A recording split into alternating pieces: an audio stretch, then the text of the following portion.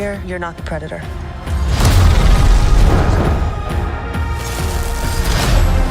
You're the prey. The world is no longer Earth as humanity understands it.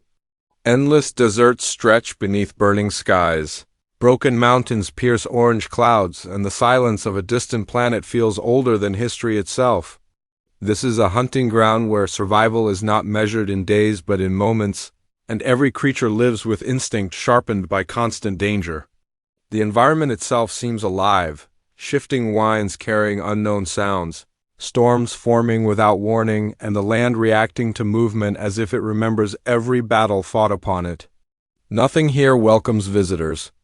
Everything here tests them. A lone warrior awakens among the wreckage of a fallen craft, injured yet breathing.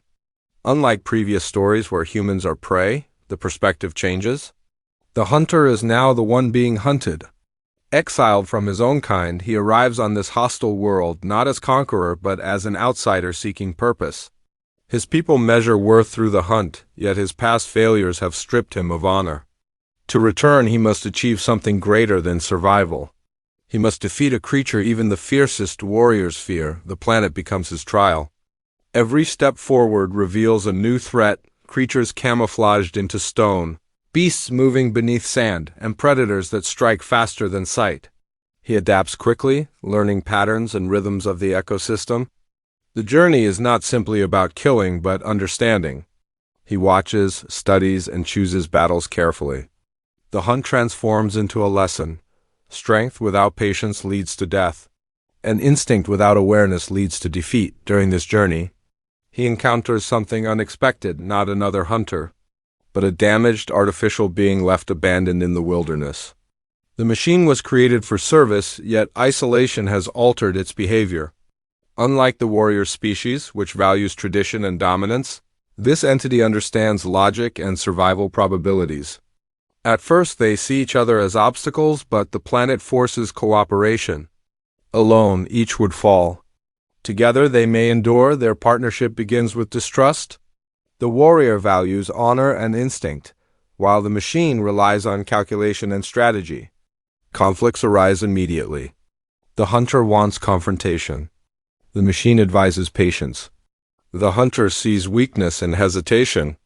The machine sees recklessness and pride. Over time, necessity reshapes their relationship. The hunter begins to recognize intelligence beyond organic life, and the machine begins to understand emotion beyond programming.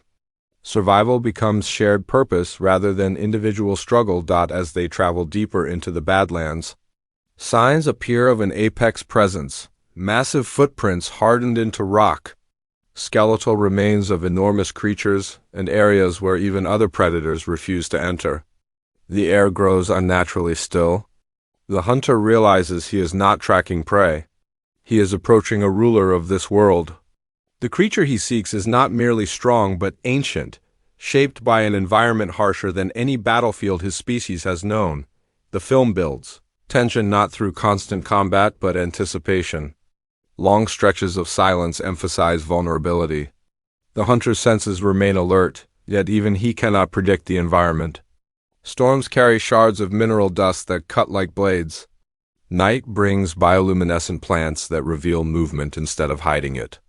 The planet becomes an opponent equal to any living enemy. Meanwhile, glimpses of the hunter's past appear through behavior rather than words. He hesitates before certain actions, suggesting memories of prior failure. Scars mark battles lost rather than victories won. His exile was not random. It was earned through a mistake that cost others their lives. This journey is redemption.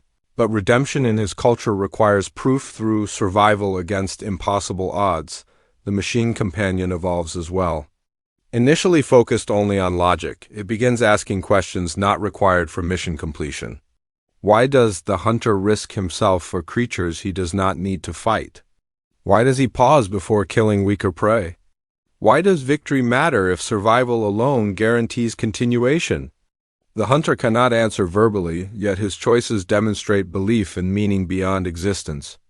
Honor becomes a concept the machine slowly begins to grasp. Eventually they encounter smaller predators serving the apex creature, acting almost like guardians.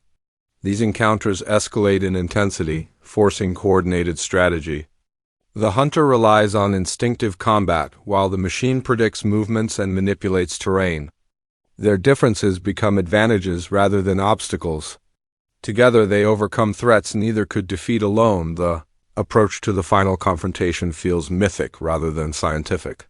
The land itself changes, towering formations resembling ancient monuments, winds producing sounds like distant calls, and gravity behaving inconsistently near massive structures. The creature's territory feels sacred, as if the planet protects its strongest inhabitant. The hunter prepares not with confidence but acceptance. Victory is uncertain. Facing the challenge matters more. The apex predator finally emerges, dwarfing every creature seen before. It moves with intelligence rather than rage, observing before attacking. The battle becomes less about brute force and more about adaptation. Each exchange forces the hunter to abandon old methods and create new ones. The machine assists but cannot dominate. This is the warrior's trial.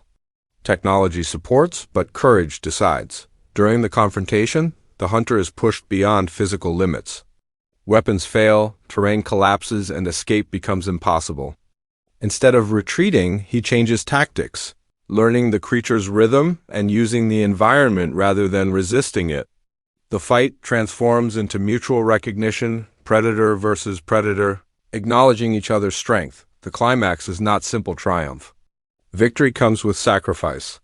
The hunter proves his worth not through killing alone, but through willingness to face death without hesitation. The machine, once bound only by logic, chooses to help despite risk to its own survival, demonstrating growth beyond programming. Their alliance redefines both identities. One regains honor. The other gains purpose. After the battle, silence returns to the planet. The environment no longer feels hostile but respectful.